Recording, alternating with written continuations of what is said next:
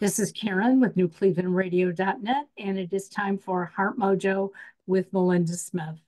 And Melinda, since we last met, um, you've been going through a lot of changes. And tell everybody a little bit about your business because your business is really important. And I think it's going to tie in to what your guest is going to talk about. It does. It does. So I started a new business because I felt like God was pushing me in that direction called Task Angel Care Services. And I started last summer and it's really growing. And so I'm kind of at the mercy of the people. But the goal for my company was to provide task services that seniors or disabled need in our area at a reasonable price. Because there are home care services out there and they do things that I don't do. I don't dress people, toilet people, bathe people. I don't do that. I don't do heavy duty things, but I do tasks for them. So it might be like cleaning, going to the grocery store, taking them to a medical appointment, things like that at a reasonable price because home care is 4 hour minimum. I do one. Just what they need. The goal is to help them stay home and healthier longer. So we're growing, and that forces me to sometimes make changes in my regular schedule because I want to be there if I'm needed. So that's kind of where I'm at. And I've been in senior care industry for a while. In fact, I just had Molly speak at one of our networking groups because it's a very timely topic and one that I know is controversial in a lot of areas. I just lost a couple of clients. They passed away and one of them had cancer and she suffered for a really long time. So this is an area that's near and dear to my heart. And also as a breast cancer survivor, I have a lot of friends that are no longer with us and they didn't get choices. So thus I ran into Molly at an event and I went, oh, this is a topic we need to discuss. It's not one people want to discuss, really. They do, they don't, right? But if Right. you've been with somebody who has a terminal illness and they watch them suffer, you wonder if there can be other options for them. So on that note, Molly McMahon Graziano, Mhm. did I say that right? Oh, look at me. Got a little bit of Italian sticks in me. Tell us a little bit about you and how you got to be the director of outreach for Ohio End of Life Options. Sure. Well, I'm originally from the Youngstown Warren area in Ohio and a YSU grad.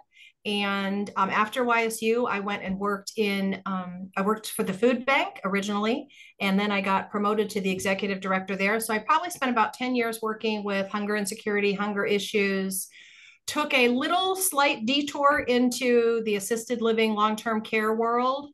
When I was Mhm. in that world, my dad was diagnosed with pancreatic cancer.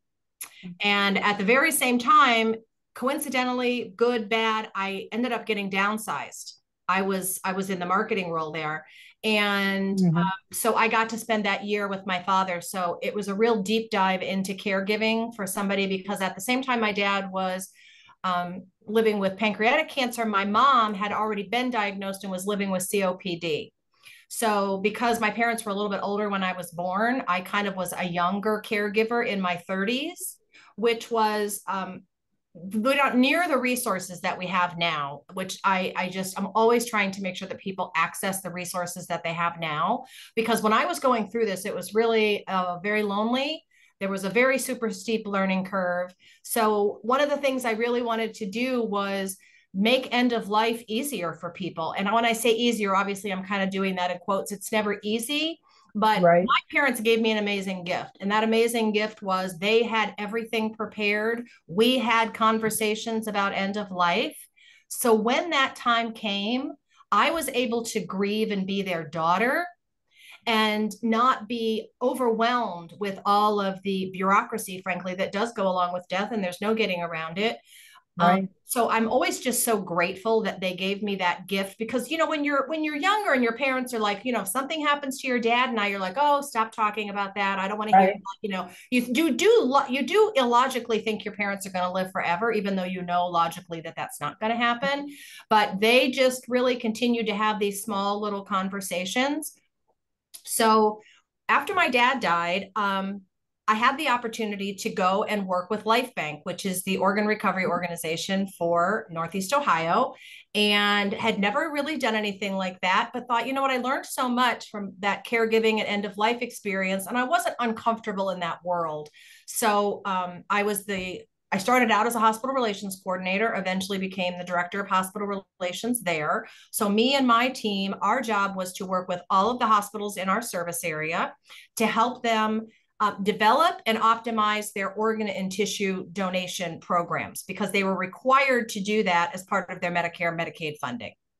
So we would go in and do education for doctors, nurses, awareness for CEOs, people at the C level, basically kind of being a consultant in that environment. So when there were cases, we would help facilitate those, not clinically, but to help kind of manage the environment. So I did that for 10 plus years.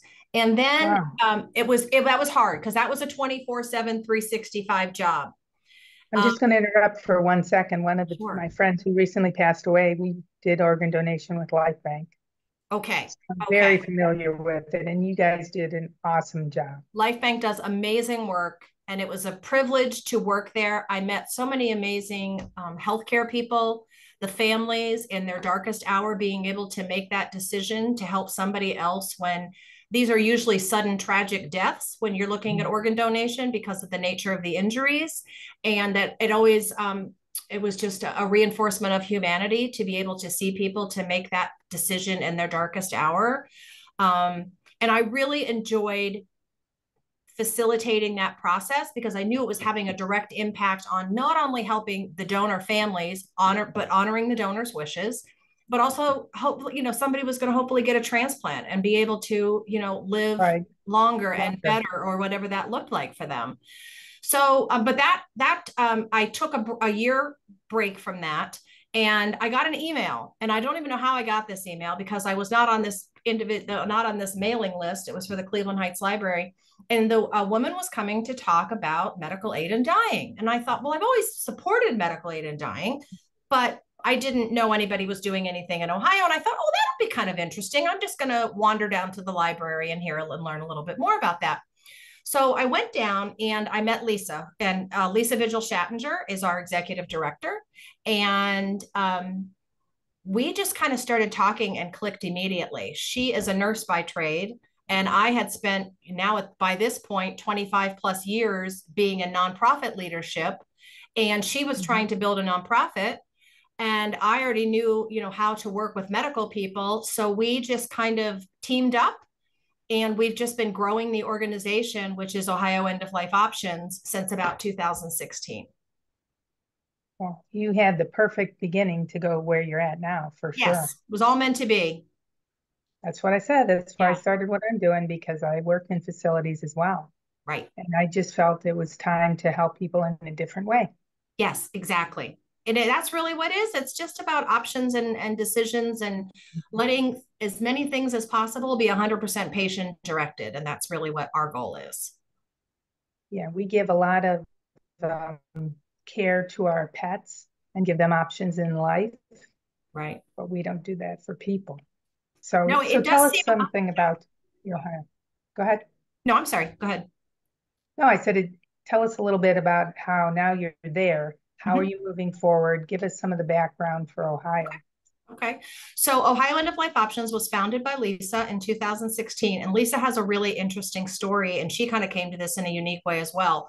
When Lisa was young, her father, when she was a toddler, died by suicide.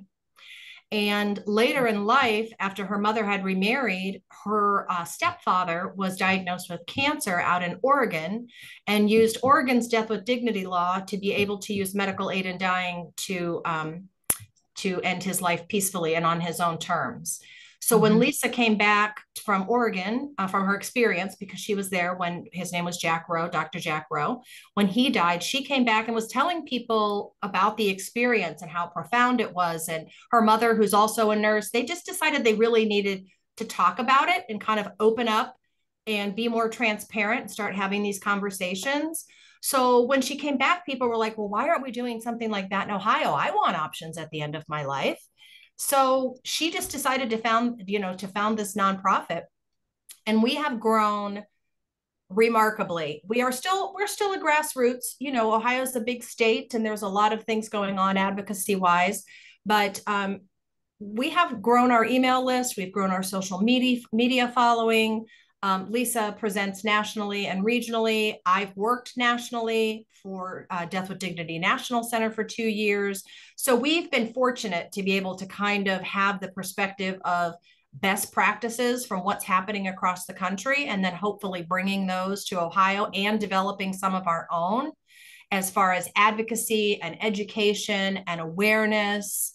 Because we do know it can be a difficult and I want to say uncomfortable topic, but I kind of like to push back on that term controversial. And this is something I've just been doing lately. And it's only because I think when you're talking about end of life and you're talking about patient directed care, I think that it is deeply, deeply personal, which I know you know too, based on the conversations that we've had. And it's very individual. And we spend our whole life as adults making all of our own healthcare decisions. And then we get to the end of our life and somebody says, oh, sorry, you have to die the way we think you should die. Right. You can have this option if you live in this state or that state. But if you live in Ohio, you can only have these options because this is what we think is best for you. And it just always seemed inherently ridiculous that we allow adults to make decisions all of their lives, and then we don't allow them to make the decisions at the end of their life. So right. That's what Lisa and I are committed to changing.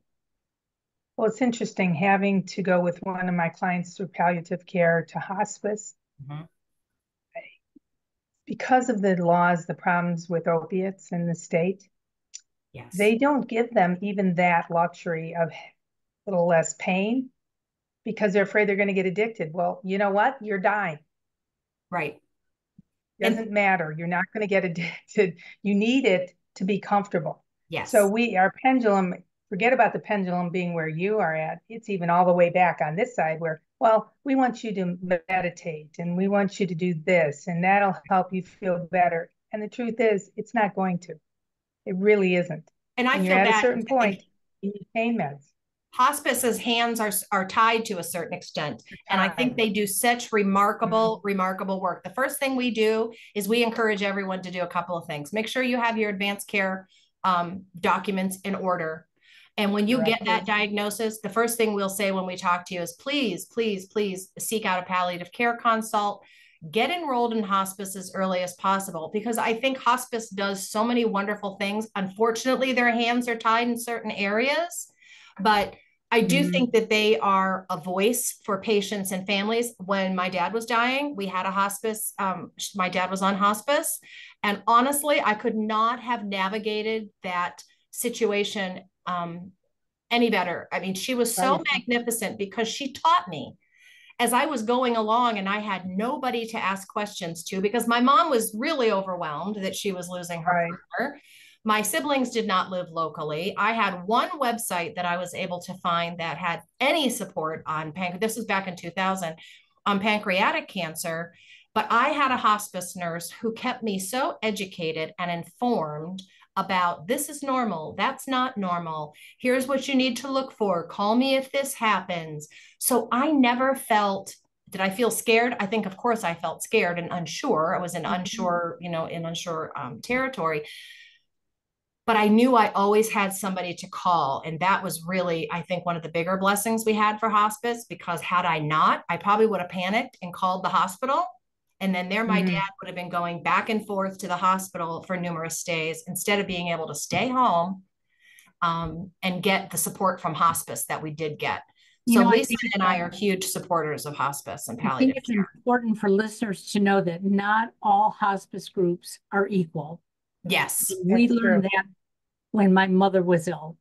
The first group that we brought in, they were absolutely horrible. They talked to me as if, we're going to give you this kit and there's morphine in there and just keep feeding your mother that morphine.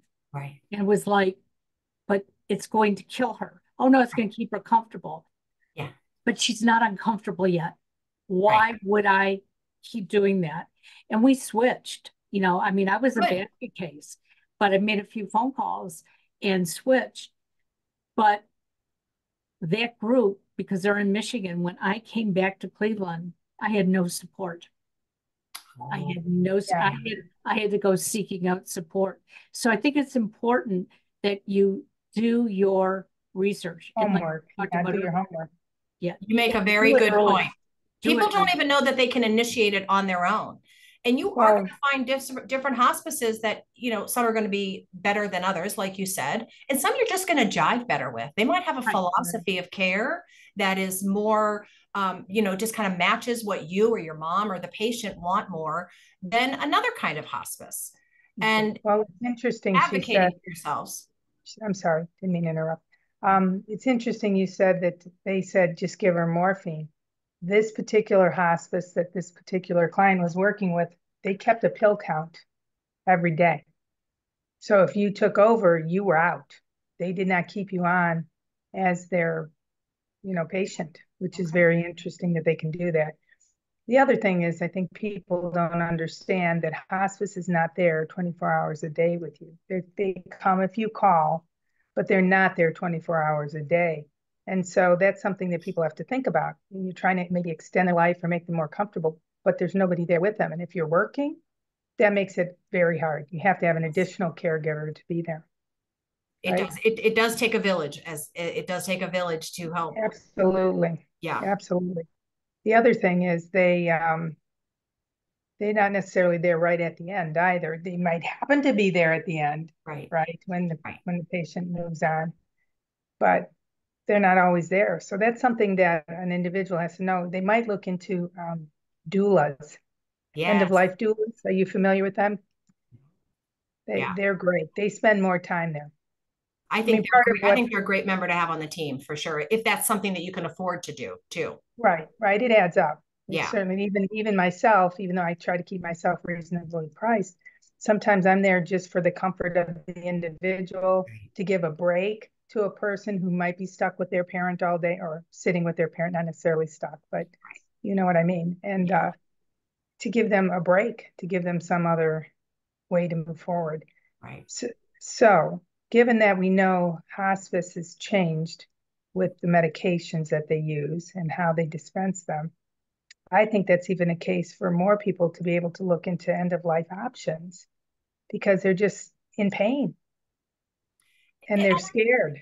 I think it's a spectrum. I think, you know, I never like to throw the baby out with the bathwater. So we kind of view medical aid in dying as on the spectrum of end-of-life options. So like when I'm talking, I'll usually say, we want people to have access to all end-of-life options. And that includes high quality hospice care, high quality, you know, palliative care, and medical aid in dying, if that's an option. We never want to be in a situation where somebody feels they have to choose medical aid in dying because there's not enough funding for hospice or palliative care or for things like that.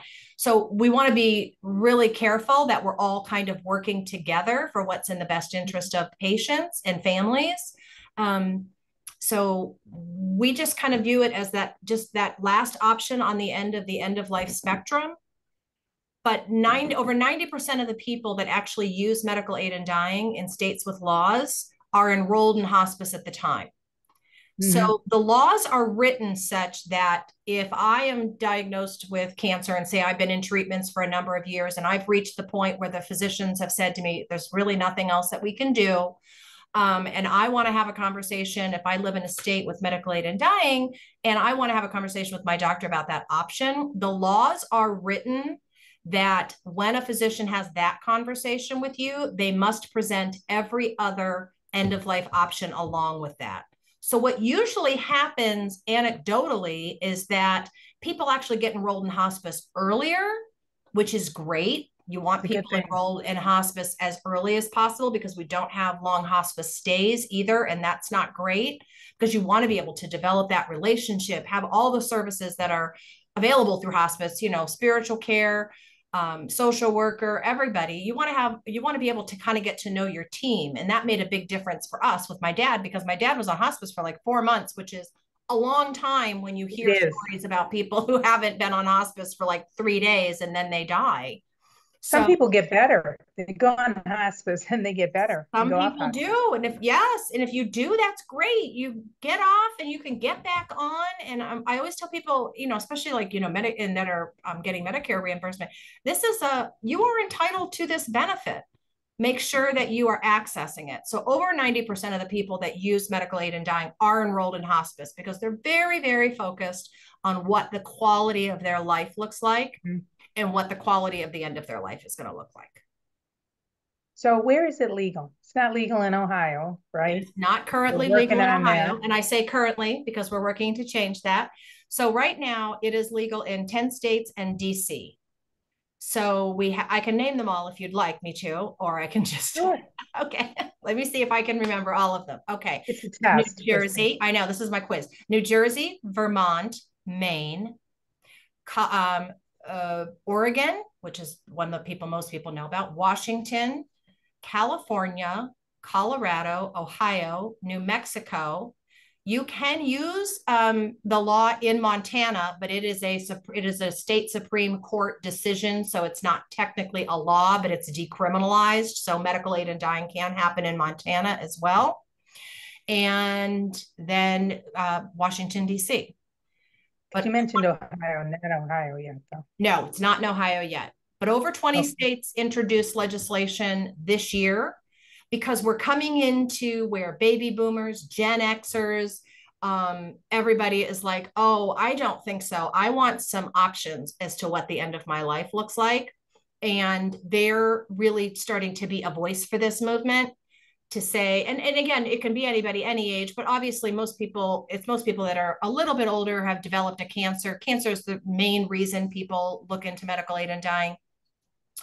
So so those are the states so we're looking right now actively still out there in legislation is Massachusetts and New York.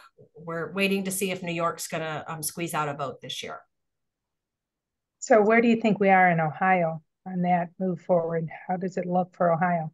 Well, I say this is basically what I say. We don't have it right now, but we will have it someday because I think the public's going to demand it. But if you look at where we are right now, there's a lot of other things going on in Ohio. So it's not going to be a priority legislation at this very moment, which is actually okay. And let me tell you why. We have 11 million people in the state of Ohio. We have a lot more work to do as an organization and as people that support this to build our coalition of support. And that's kind of where my job is to kind of educate, raise awareness, get people engaged to realize that we want you to have this conversation and fight for this right now so that if you or somebody you love wants to make this decision down the line, they will be able to make the decision. We're lucky in Ohio that we can do ballot initiatives. We would prefer to go legislatively. Hopefully, we are hoping that the gerrymandering ballot initiative that's coming up in November, we are hoping that if that does pass, that we can have a more balanced state house.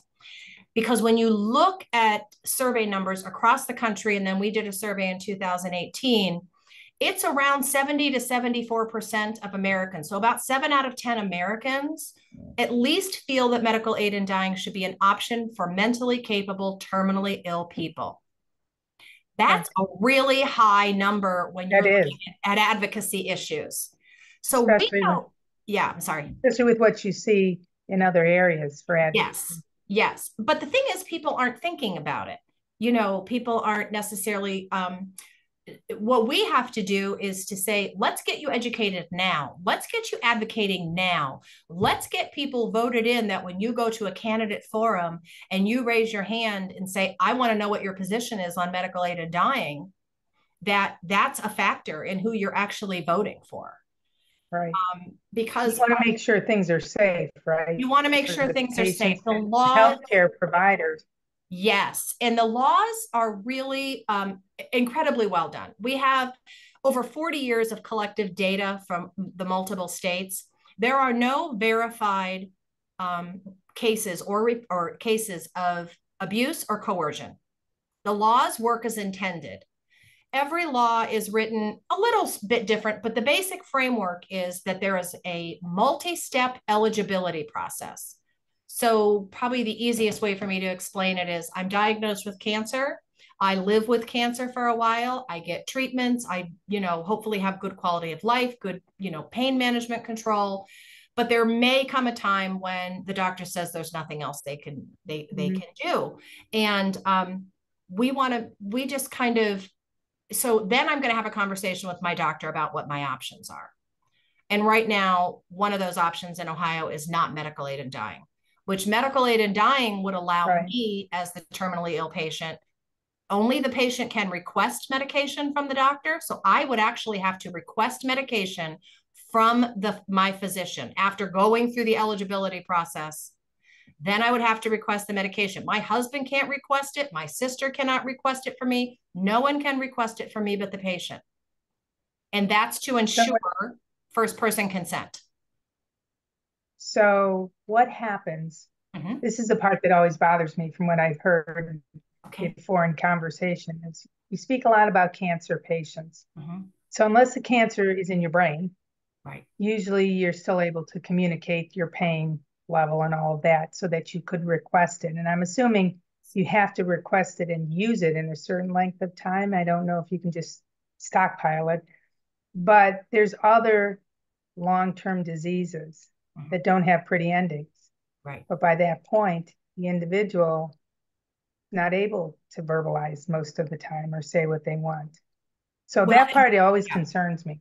And that is, the United States has the strictest medical aid in dying laws in the world. And that's done for a reason. It's done because we are a very individual society that is very much focused on making sure that you have first person consent, that person is driving the process. And we have decided as a country and a nation that we are not going to allow medical aid in dying to be an advance directive. One of the biggest pushbacks that I get are from folks that are living with or somebody they love is living with Alzheimer's or dementia. Because or Lou Gehrig's, you do need, Lou Gehrig's, the tricky part with Lou Gehrig's is, again, depending on what your functionality is, when you're actually determined to be terminal, there is a possibility for some patients with ALS to have to give up a little bit of time to be able to still use medical aid in dying so that they can either press the syringe that might be part of their feeding tube, or if they still have a swallow reflex, can they swallow the medication? Because the medication's a compounded medication that you mix in like a juice or something like that. So ALS does sometimes, people who have ALS decide to leave a little bit of life on the table to avoid having the situation at the end where medical aid in dying would not be an option for them. But you do need to be mentally capable at the time that you request it, and also at the time that you ingest it. Is there a window from request to using that you know of? It does depend. Like a third of the people who actually get approved to use medical aid in dying don't end up using the medication. So one of the big questions people always will ask us and be like, well, what happens if they get the medication, they don't end up using it? What if somebody else in the house, takes the medication? And what I don't think people really realize, and you were saying this earlier, Karen, is that the morphine from the hospice is sitting in the patient's house. Back when I worked in organ and tissue recovery, we had a young gentleman, his mother was dying of cancer. She was on a fentanyl patch, which I'm sure we all know what fentanyl does. He, not knowing what fentanyl was, but being a young, not always brilliant young man, you know how they are sometimes, decided to chew a fentanyl patch so that he could get high before he went out with his buddies that night. He ended up being a donor because it killed him. Right. So the medications, hospice will always tell you to keep the medications incredibly secure. And it's the same thing with these medications. What happens practically in states that have the laws, since most patients are on hospice at the time, and hospice will usually come and help you with disposal of the medications. If for some reason you didn't use your medical aid in dying medication, they will also assist you with disposal of that. But you will always get it. You will always get it from the pharmacist. They will always encourage you to have it in a locked container, so that they're right. They did tell she didn't have end of life, but she had the hospice drugs, and they told my client to keep it locked up. And like I said, they did a count every day. So they knew Yes. exactly how many was Yes. gone. They counted it. Very careful. Right. And, you know, a fentanyl patch, and when this woman has a whole box of patches, she didn't necessarily miss it, but all it took was one, because, you know, they're multi-day patches. Right. And he didn't know that when he took it. So the medications have to be locked up. And that's just good practice for any kind of deadly In medication general, that you have. right. Exactly. In general. Exactly. So do you find that there are religious objections from people with this, like that maybe either the individual or the family themselves? Sure. What I will usually say to folks is, if this is not something that aligns with your values and beliefs, then I would encourage you to not use it. It's voluntary. It's not, you know, obligatory. And we always respect everybody's way that they want to die. And for some people, they want to fight to the very bitter end. That is to them what says a death with dignity. That's why I'm not really a fan of that phrase, because I think the dignity is inherent in people, regardless of how anyone dies. And so if someone is very strong in their faith and they feel that this is something that is not right for them, then I would encourage them to not consider it to be an option for them. What I usually ask people is to say, I understand you might not want to use it, but what we don't want to do is forbid somebody else from using it because it might align with their values and beliefs. Well, or you may want to use it yourself, but your family, who puts an incredible amount of pressure, I'm sure, on the individual, thinking you're committing suicide versus, I mean, so talk about that psychology of suicide to doing an end of the life option. Yeah. And so right now, the statement from the American Association of Suicidology, they did a position statement in 2017 that I thought was really, really well done. They've pulled it because they reevaluate all their statements every few years. So that statement is in the middle of being reevaluated. But the psychology of suicide and medical aid in dying is vastly different. Technically, someone who is considering suicide is usually in deep mental pain. There is no other physical reason that they could not go on living. Whereas someone who's considering medical aid in dying wants nothing more than to keep living, but they have a terminal disease that is killing them. So it's just a matter of the way that they want to leave the world is something they would like to have control over.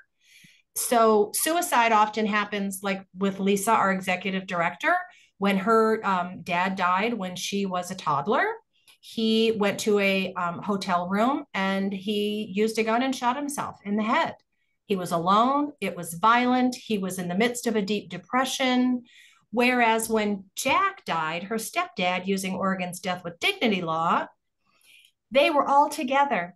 They were talking the night before. Lisa and her mom said, Jack, if you want to change your mind, you don't have to do this tomorrow. And he's like, no, I want to do it. He picked a very specific day for himself. And she said, was it surreal as you're making the medication and you know that Jack is going to take this medication and he's going to fall asleep and then eventually die? She's like, yeah, it's weird. It's unusual. Not everybody has that experience. She said, but it was literally the most peaceful thing she had ever seen in her life. They went back to the bedroom. Her mom held Jack. They were playing his favorite music. It happened to be a sunny day in Oregon, which, as we know, doesn't happen every day. So the sun was coming in, and she said it was just so peaceful that it just seemed like, why, if somebody can have that option, why would we not want someone to have that option, whether they use it or not? I think the comedian who hung himself, Robin Williams. Robin Williams. He had a couple of diseases besides depression. Right. And the feeling with him was he didn't want people to ever see him go down that rabbit hole. And so he killed himself. Yeah. Lewy body is a really difficult, challenging disease. And that was so unfortunate. And I did not realize this, but I've had the privilege of watching testimony in different states as they've been going through their legislative process. And I didn't know how many people where there are not medical aid in dying laws, those folks we are forcing into the shadows. If somebody is terminally ill and they live in a state without a medical aid in dying law, because we don't give them that option, even if they would have met eligibility in another state, we force them to make really rash decisions. And I would hear testimony from families whose loved ones were like, my granddad did not want to live like this. And he didn't have the choice for medical aid in dying. And he happened to have maybe a cancer that maybe even didn't respond well, you know, glioblastomas and bone cancers. Sometimes the pain medications just don't touch those. Or this person was just super independent and always in control all of their life. And that existential suffering was enough that we forced people to make have very violent, lonely ends instead of giving them the option of medical aid in dying. And I think it's so brave that those families came out and shared those stories. Because I don't think we talk enough about that. Well, it's so sad. I mean, the description you gave before with music and everything that they needed for the individual to feel comfortable, right? They're usually dying with a violent death. Yes, they are. Shooting, things like that. And that's terrible. They're already in a bad situation. So exactly. We shouldn't be forcing people into that situation. My question about hospice, Melinda, you mentioned that your client, you had to identify how much was left each day or how much was still available. With the hospice group that I worked with, we didn't have to, but what they recommended before we gave her medication, just to call, and they would ask me certain questions, really to see how I was emotionally. Was I overreacting? And usually I had a healthcare worker there too, who was supportive of, yes, your mother is restless, your mother is crying and whatever. So I could have given her more medication than I did. I was hesitant because all I remembered was they kept telling me if she takes more morphine, her life will get shorter. And so in my mind, I thought I was killing her. And that was the tough part for me. I understand it now, but I think it's terrible that, you know, if a person needs it, like your client did, but then you can't give it to them because they expect X amount to be there for tomorrow. Well, and she lived by herself. So if she took, like the one time she called the hospice, they didn't respond. So she called the doctor and the doctor said, you're in pain, take the pill. Got kicked off of hospice because she went ahead and took a pill that they did not authorize, which was sad. And in the end, she went on hospice, then pulled herself off of hospice because she was afraid, right? And she was in the hospital. And then they finally said, look, there's nothing more we can do. So she went on hospice, but she had fought for so long. It was so hard for her to let go. Yeah. She would be in pain and she'd go, oh, I should just take a bottle of pills and end it. But she never did. And she never meant it. But her pain wasn't really controlled until the very, very end. And it just was a sad situation. I don't know if she'd have made the decision if she had the option because she was such a fighter. But I've certainly known other people who would have taken that option if the option was available to them so that they didn't suffer any longer than they had to. Yeah. And I think too, and I wonder, and I don't know this for sure, but I think sometimes the hospice nurses are in such tight schedules, they don't always have the opportunity to, I think, get to educate families like they would like to. Because when you were talking about the morphine, I hear that so much that, oh, you know, I didn't want to give them too much, or I was afraid, you know, and they told me, you know, or else somebody will say, oh, just, you know, they'll say, oh, hospice just told me to give them as much morphine as possible. And morphine is not going to kill your loved one. It's going to relieve their suffering. And make things more bearable for them, air hunger, pain, and all those things. And you also don't want to be catching up to pain or catching up to air hunger. I just wish, and I think sometimes, again, this is one of those things where the hospice's hands are tied as far as how much time they have to educate the families. You know, my dad died back in 2000. We had the luxury of time, you know, and plus we were on hospice for a long time. So she didn't have to give me a ton of information that I had to know because my dad was going to die in a week. It's short window. Right, in a short window. Give me little bite-sized, and that's kind of what I try to do, like on our social media or when I'm talking to people, is to say, get some bite-sized pieces of information if you can't take all of it at one time. Like I follow a number of hospice nurses. One of my favorite hospice nurses on social media is hospice nurse Julie. Yes. She's on she's on Facebook, she's on TikTok, she's on Instagram.